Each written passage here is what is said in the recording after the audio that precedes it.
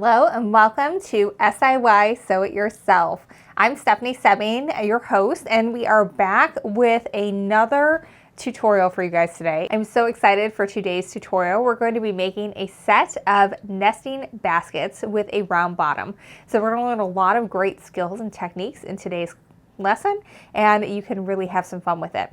We're going to learn how to sew 3D. We're going to inset a round base, we're going to grade a seam allowance, stitch a smooth curve, apply binding, work with fusible foam, quilt thick layers, and blend 2 color motifs in 2 sizes to create really fun sets that you can have in your home. The pattern was created by Sew for Home, and it has a lot of really great techniques that we're going to learn in today's lesson. And at the end of it, you get a really cute set of nesting baskets. We thought the samples that Jaftex put together for this project were so adorable. You had things that are great for little ones and would look adorable in a nursery, or as well as just in your sewing room or around your home. Great little places to put collectible things. Like I remember when my daughter was very small, we had a basket just of her tiny little shoes that sat by the door. That way you didn't have to look all over the house for the left shoe that nobody could find. You just knew it was in the basket. Let's take a peek at the basket kits that Jaftex has put together using their family of fabrics from FreeSpirit, Henry Glass, Studio E, and Blank. They are adorable. They've outdone themselves. So as always, Jaftex has come up with some adorable kits that you guys can get from SIY participating retailers. You can have a full list of them over at SIYSewItYourself.com. You can also get the pattern from them there. Great way to say thanks for the tutorials and the patterns is to make sure you get your fabric from an SIY retailer so that they can keep the program going for you all to bring you more fun ideas. All right, this one is the one that we're going to be making on camera today. This is Henry Glass Naname. This is definitely 1930s inspired fabric, so if you are a fan of that, it is super adorable. We've got some really gorgeous lining on the inside, and for both a purple pink and a green blue colorway. Both of them have the yellow top, and they're just super cute. They nest right inside of each other, and so they stack nice and store nice and easy, and it's just super adorable. And hey, I totally forgot to put all the handles on all but the one that we're doing in today's video, so they also look cute without them. So if that seems intimidating to you later on, totally fine to skip. Looks fine without it. All right, this combo is Sunshine Garden from Studio E. I think this would also be really cute for a kid's room. The other one that we just showed you I think would look great, both for maybe a more mature decor, like people really love the 30s and they still have that and it's coming back. Like you could totally decorate with that. It also would look great in a nursery. So would this. It's just really cute prints. We have both the snails and the ladybugs, and that rainbow top is really cute. And then we have the nice bright yellow on the inside, and then we have the cute little buggies on the inside here too. It's really adorable. It's a really fun, super cute set and would look great in a kid's room. This set is from Blank. It's called Alternative Age, and it is all steampunk. So if you are a fan of steampunk, or you just really like this beige, brown, black aesthetic, this is for you. It's really fun prints. This one I 100% did upside down, so we're going to look at it this way. It's lots of different flying machines, very science fiction / Victorian-esque. It's really fun. The inside are some different bicycle plans, really cute. This one has different clock elements on it, the outside with a flower. And then on the inside, we have more hat and clock elements. It is really a fun one. I feel like this is the best like man fabric that we have. Like if you're a Tim Holtz fan, I think that you would enjoy this as well. I could totally see this being in a man cave or a library area of your home. I think this would be really cute. This too is a great example of why you want to use coordinating thread throughout. I made all these in one go, so I used white thread for almost everything. And so I outlined here, because I didn't think you'd see it later, in white, and you can 100% see it. So I definitely should have gone for the black thread for that. So make sure you're doing this, that you are coordinating, like maybe just doing one set at a time, and that you've got all your thread coordinated with it, and it will look fantastic. All right, last but not least, we have Kate Bassett with the August 22 release. Kafe always knocks it out of the park. It's actually 3 guys working together, and then Kafe does a lot of the coloring, and it is fantastic and bold and beautiful, and it would be a great accent piece in your house or your sewing room, especially if you're a big Kafe fan. These are so fun. I can just right now imagine the notions that could be going in it. And this one is fun because we have opposite bottoms. It's the only one of the kits to have that. So it's really fun. All Kafe goes with all Kafe, but I really like how they wanted to include the stripe for the top. It really adds a little bit of pizzazz.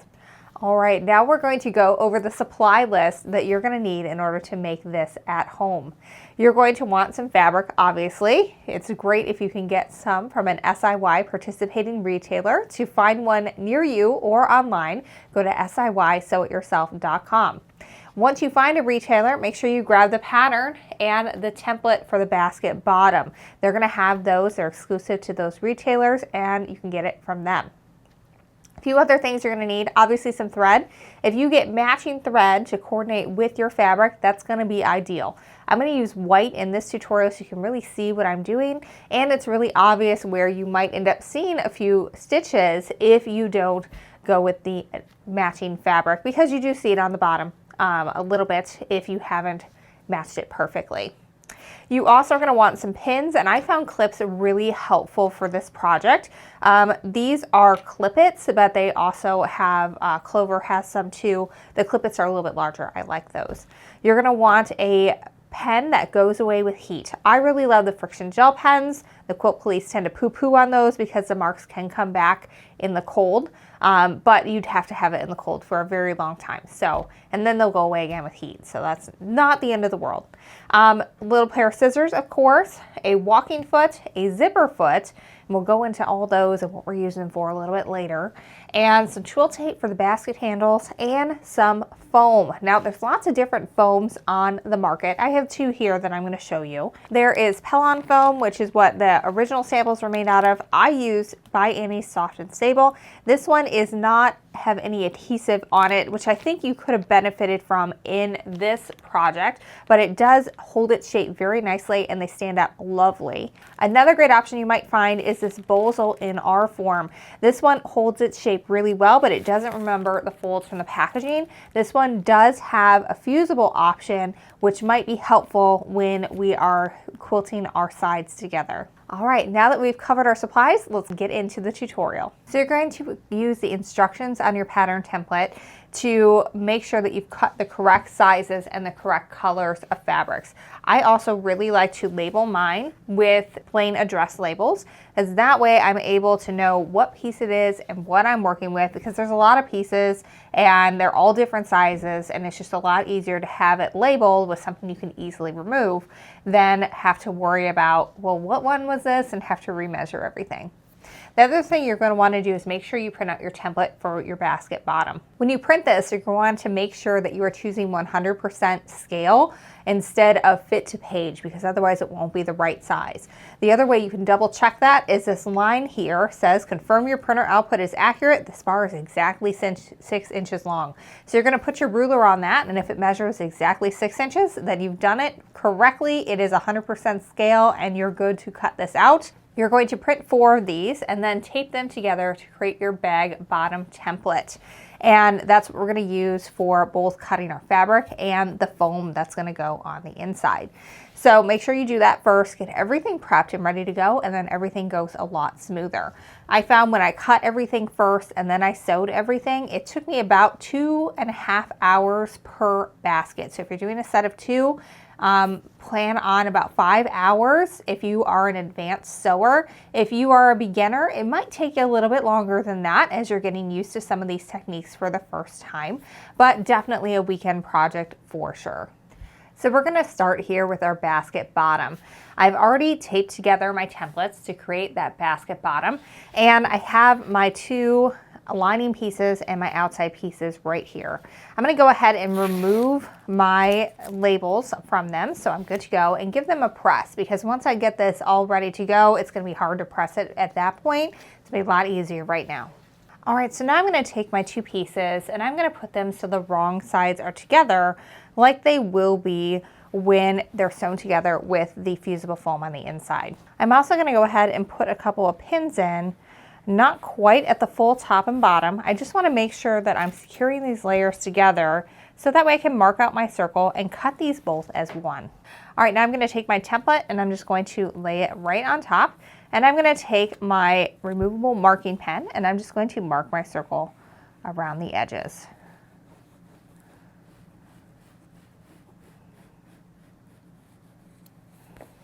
If you want, you can put something that's kind of heavy in the center. That'll help hold it in place while you go around the sides.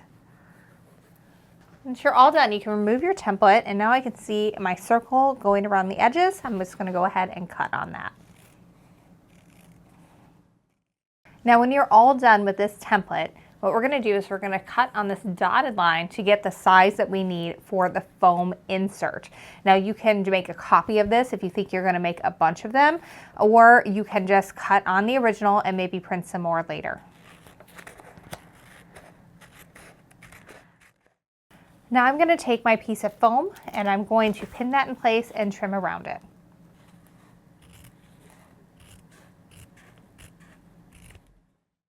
All right, we're going to set our bottom pieces to the side and we're going to prepare our accent strip. This is actually one of the last pieces we're going to need, but the instructions say to do it first, so that's what we're going to do here. Again, I'm going to start by removing my label because I don't need that anymore. Now, if you are a quilter, this is going to seem a little familiar to you, or if you've ever made bag handles, this is a similar process. We're going to start by folding everything over hot dog style, meeting our long edges together, and we're going to press a crease in as we do that.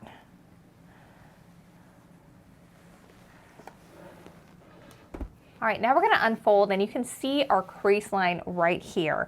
What we're going to do here is we're going to fold our raw edge in to meet where that crease is, so that way eventually both edges are going to meet right in the center there. And then you're just going to run your iron down the sides, setting that crease and that fold. All right, that's looking pretty good. Now we're going to fold in the other side to the center. And what I like to do is actually fold it on top. So that way I'm making sure that my edges are meeting in the same place.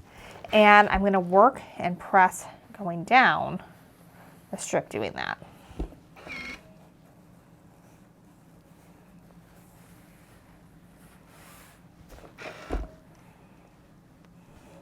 All right, like I said, this is one of the last pieces we're going to need, so we're going to set it to the side for now. Now we're going to prep our binding strip. This is going to go on the inside of our basket to conceal some raw edges.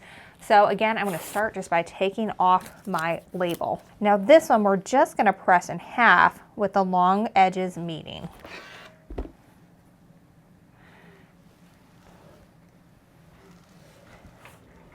Again, we don't need this for a little bit, so we're going to set it to the side. All right, we are going to grab our basket bottom. We don't need our template anymore. We've already cut that out, but we are going to need our pieces. So we have our lining here, and I'm going to lay that with the wrong side facing up, and I'm going to put my fusible, actually this one's not fusible, but I'm going to put my foam on the inside. And you'll notice there's about a 1/2 inch going around that. So that way that's going to be caught up in the seam allowances and it won't be super bulky. It will just be the fabric in there. Now we're going to put our outside on top of that. And if you had a fusible foam, at this point you're going to take your iron and you're going to put it on top of it, and it's going to stick the fabrics to the foam, and then they're not going to go anywhere. This fabric, the soft and stable foam, is not like that. And so what I'm going to do is I'm going to clip it in place. And I'm just going to make sure that I'm clipping like right up to the edges there to keep it right in the center. Now, whether you fuse this or you've just clipped it in place like I have, the very next thing we're going to do is we're going to stitch around the edge using a zipper foot. If you've never used a zipper foot before, this is what they look like. They're meant to be where you can attach on either side of your foot clamp. I'm not sure if that's the correct term or not, but that's what we're going to call it today. But you can attach it to either side. Usually you're going to attach it to the left side in most applications. And it has this little groove right here, which when you're using it to install a zipper, sits right on top of the zipper teeth. But for today's application, we're going to use it to sit right on top of the foam. That way we can go around the foam and stitch as close to it without stitching into it as possible. This is going to help keep everything in place and get everything ready for the next steps. We're going to use this anytime we're joining foam edges together throughout the project. All right, so when you do this for the first time, it's going to take a little finagling to make sure you have your zipper where you want it to be, or your zipper teeth. But what we're going to do is we're going to get it so that way that foam is nesting right underneath where that groove is where I showed you. And you might need to reposition your needle a little bit. That may take a little bit of trial and error to figure out where you want it to be. But the goal here is to stitch right next to, but not through the foam as we go around the edges.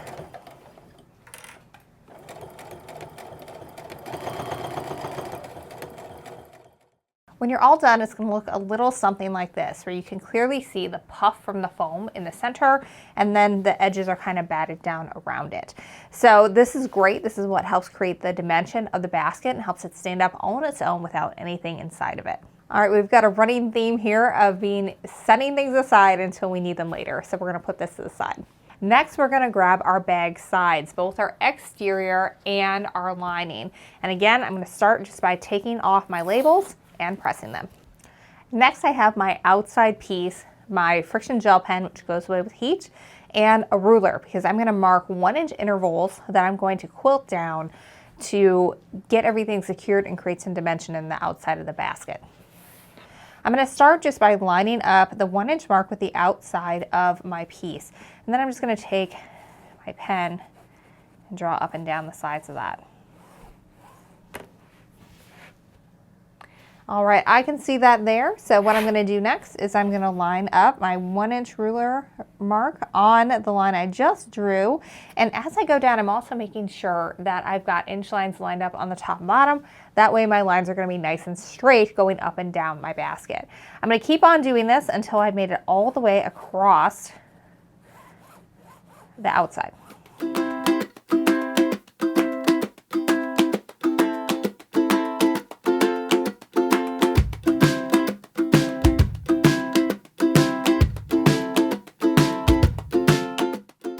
Now it's time to layer everything together with my foam. Now, just a tip, if you're using fusible foam, which I am not, you're going to want to fuse everything together before you draw your lines. Otherwise, all your lines that you just drew are going to go away with the heat. So do a little bit different order if you're fusing. But since I'm not, I'm going to do this second. It's a little easier to mark without the foam in between. So again, our foam should be about a 1/2 inch smaller than our fabric on all sides. So we're going to have our lining fabric wrong side up. That way the right side is out when we're all done. Then our foam centered, and then we're going to put our outside on top of that, centering it over the top. Now from this point, I'm going to clip my sides again to make sure that everything stays nice and secure when I'm quilting down these lines to create some straight stitching and definition. I like to start in the center of all 4 sides.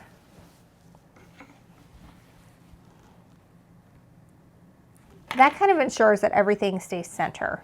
From there, I'm going to put a few more clips on the top and bottom and in my corners. All right, now I'm going to change my foot over to a walking foot, and we're going to start sewing down these lines, just starting from the center and working our way out on both sides. And I'm going to increase my stitch length to 3.5, or 3.0 will be fine too, because this is not like a stitch that's meant to hold everything together. It's meant to create definition and texture. So walking foot is special because it had feed dogs on the top that work in conjunction with your feed dogs on the bottom. It's perfect for stitching thick layers of fabric together like this, where we have 3 or more layers, because it's going to move everything together nice and evenly. All right, I'm just going to go ahead and start sewing right next to that center and just keep going across.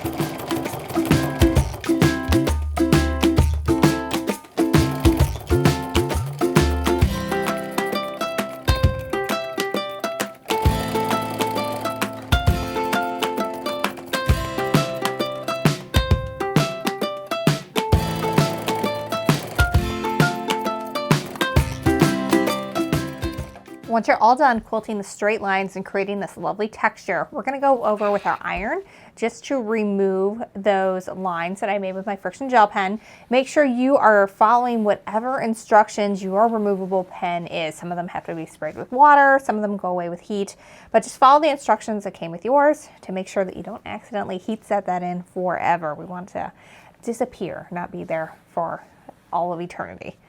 Now the next thing we're going to do is switch our walking foot back to our zipper foot, and we're going to stitch along the edge of where the foam ends on both sides of our tube. You're going to want to make sure that you start and stop at your first stitching line though, because our next step, we're going to be pulling these fabrics back so we can attach our edges to create our basket. So now what we're going to do is we're going to start stitching our pieces together, and we're going to do it in 2 steps.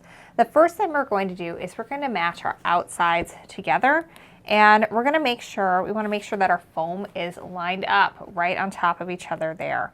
And even if, say, your fabric shifted a little bit on you as you were sewing it together, it's important that your foam line up more so than your fabric line up, because we can fudge that a little bit later.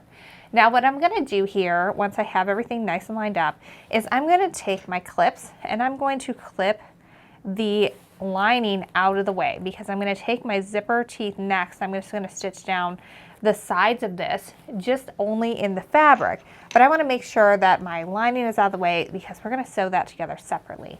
So this is what it looks like here. I've got everything pinned together and my lining is nice and out of the way there.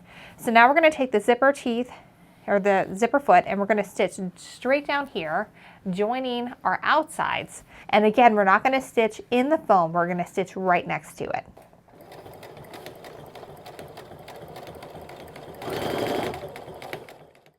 All right, so I've got my stitching line here. I'm going to go ahead and take this apart, and you can see now that this covers over really nicely. And so now we're going to stitch again right along here, getting right at the tip of where that foam is. So that way now we're stitching together our lining edges. Now this looks like we're going to have a raw edge, but we're going to cover that over with that tiny binding strip in just a sec. All right, we are now stitched on front and back. Everything is together. Now at this point we kind of have, because it was going around the foam, uneven edges for these seams. So what we're going to do is we're just going to trim everything down to an even 1/4 inch. You can eyeball this, it does not need to be exact. We're just trying to get a nice even seam allowance here. Now we're going to take the binding strip that we prepped at the very beginning, and we're going to sew it underneath our stitching line. Again, we're still going to use that zipper tape to go all the way down so that we're not stitching through the foam, but right next to it.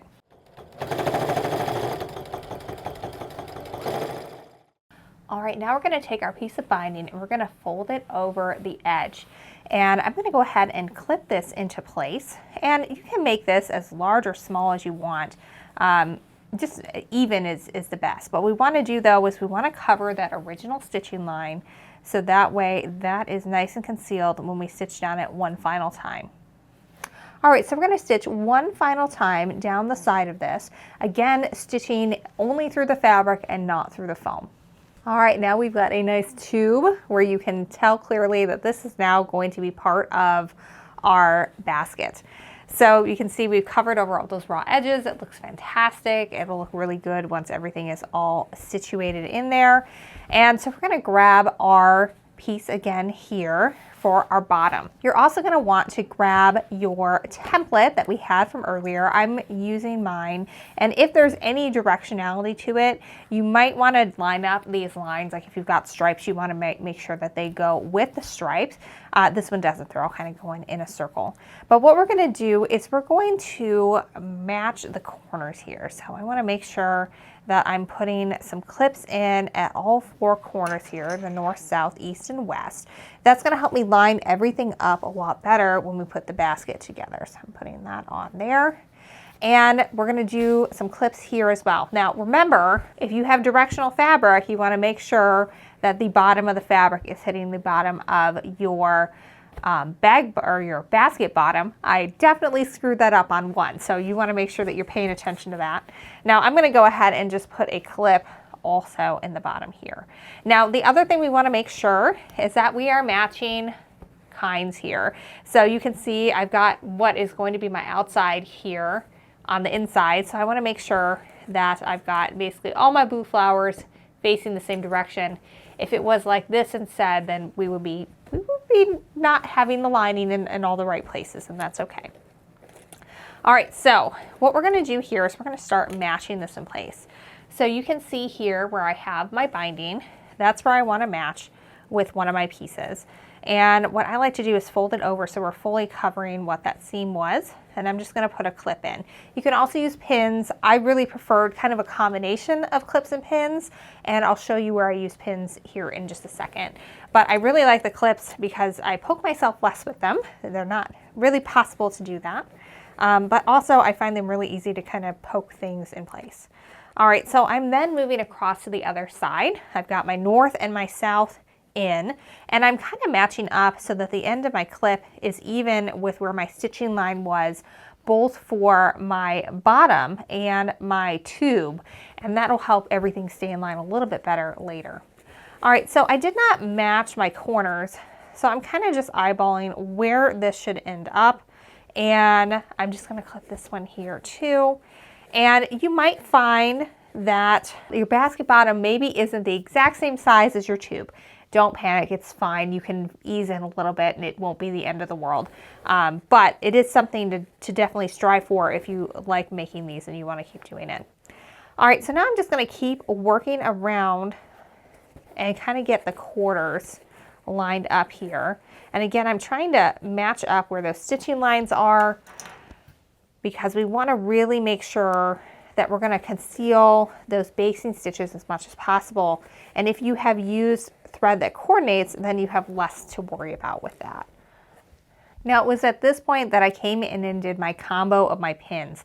So I'm also pinning just within that seam allowance in between all of my clips. And I just found that that really helped everything stay nice and secure when I was going around without having to be too fiddly as I was getting things in place to start with. One more suggestion that the instructions make in order to make your life a little easier as you go around is to go through and to clip on the tube only every ½ inch or so.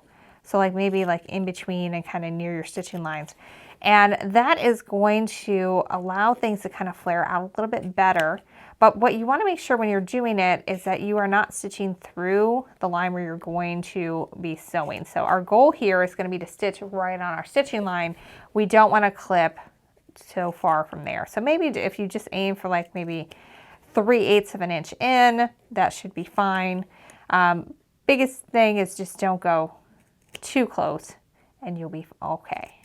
All right, so now we're going to take our zipper foot and we are going to go around the edge of this, and I'm going to move my camera so it's going to be seen from this side for the side view because you will not see, this is going to be way too large on the side of our sewing machine in order to be able to see from the other side. All right, this is where the 3D sewing comes in, and it can get a little hairy as you go around doing it. So what we're going to do here is we're going to stitch, and you want to try to, if you can, stitch right on top of or to the left of that stay stitching line that we created earlier on the tube. If you do that, you should be able to conceal all those stitching lines and you won't see them on the bottom of your basket. But if you do see them and you have used thread that coordinates, it's not going to be the end of the world.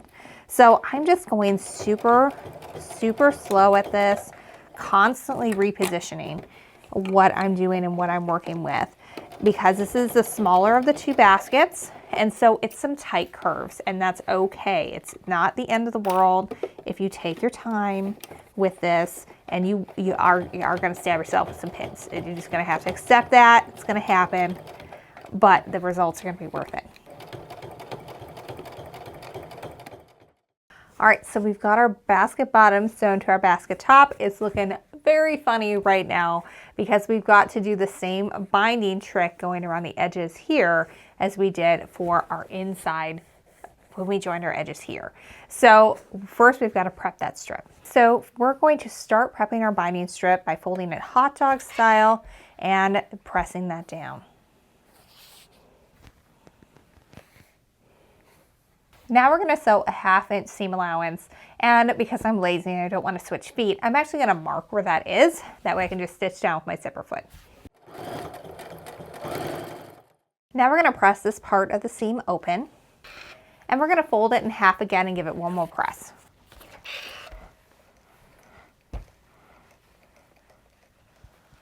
Now, if you had enough fabric, I would 100% recommend cutting this on the bias. It's going to make the next couple of steps a little easier. But for right now, what I'm going to do is I'm going to find where my seam is right here where we put everything together. And I'm going to go ahead and put my seam there as well for where my binding is coming together. I'm just going to fit it over that basket bottom.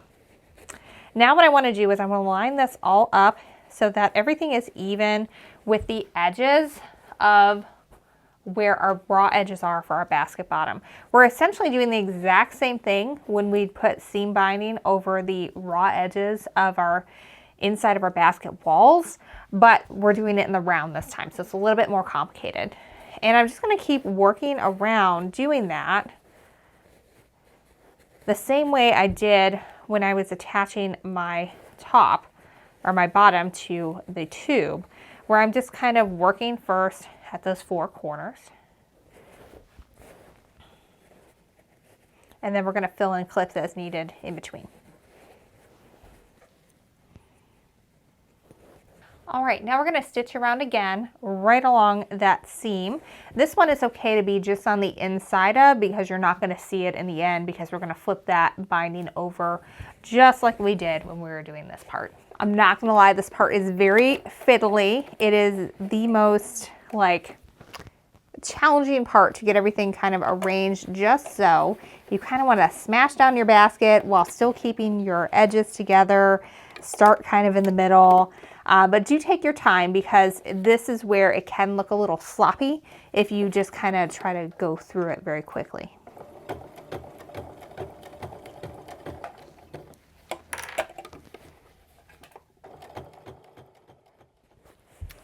All right, so I've got my binding stitched down all the way around, and just like when we did this seam, we're going to trim everything down to a 1/4 inch seam allowance before we turn our binding over.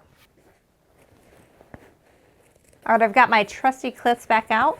We're going to go ahead and flip our binding over and clip it in place and stitch it down one final time. Then we are just about done with this bag. We just have to put our top and our handles on. Alrighty, so we got all that all stitched down, and let me just tell you, if it's not pretty, it's going to be at the bottom of a basket that's filled with stuff. So don't worry too much about that if this is not as gorgeous as it could be. So as long as you use the same color or the same fabric, you're hardly even going to notice. All right, so now we're going to turn this right side out.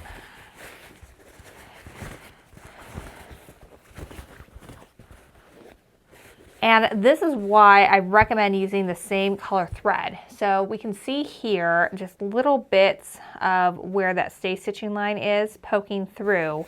It's white and it's going to be on the bottom, so it's not going to be the end of the world. Here we see a little bit from the circle bottom itself.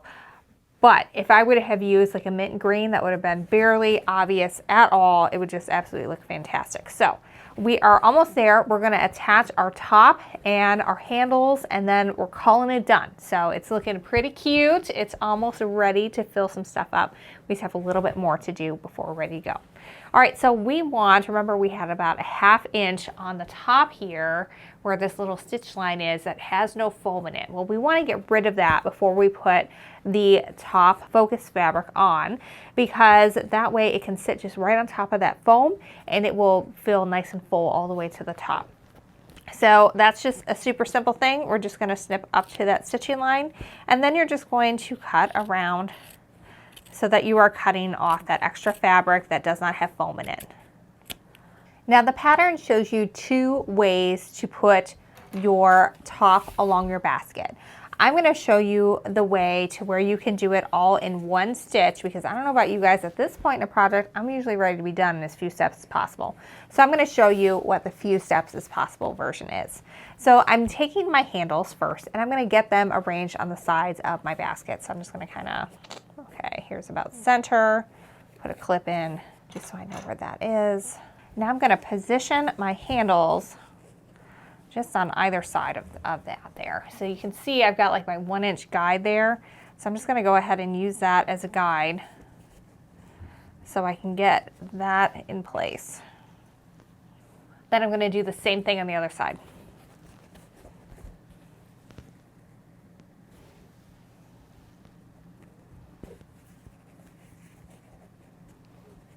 All right, I've got my handles mostly in place here. I'm going to switch back to my walking foot, and I'm just going to do a basting stitch across the top of this just to secure them in place so that I don't have to worry about them moving when I put my top on.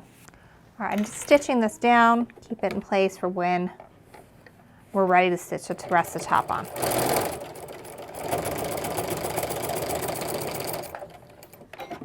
I drew my seam line out again. That way I can go ahead and just stitch straight down it without switching feet. I'm going to go ahead and press that seam open, and then we're going to fold everything back to the inside again and give it one final press before we put it on top of our basket. Now I'm still going to match this back seam with the seam of where my binding came together. I just really love to have things be a little neat like that, but you certainly don't have to. But what I'm doing now is we're just going to place it right on top where the top of this is coming right up into where that fold is. And for this one I did pin, making sure to have my pins pointing down. Once you get that first pin in, I find it's easiest to just kind of get everything in place. It kind of takes a little fiddling to make it work.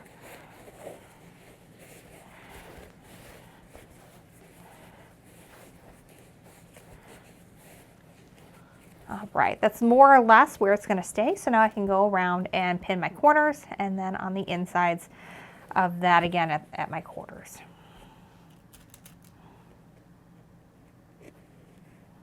So now what I'm going to do is I'm going to take this compartment off and move it to the side. This is what you do when you're doing like skirts or arms or things like that.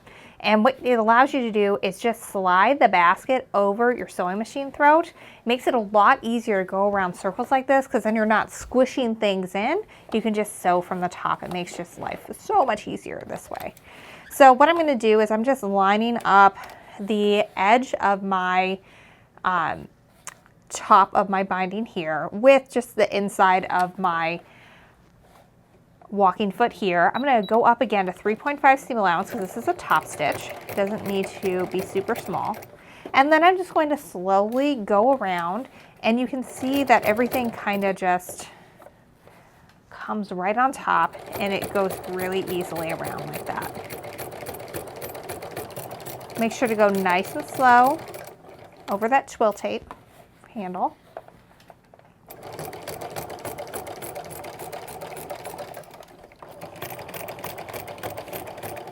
When you get around to the front, go ahead and back stitch to secure everything.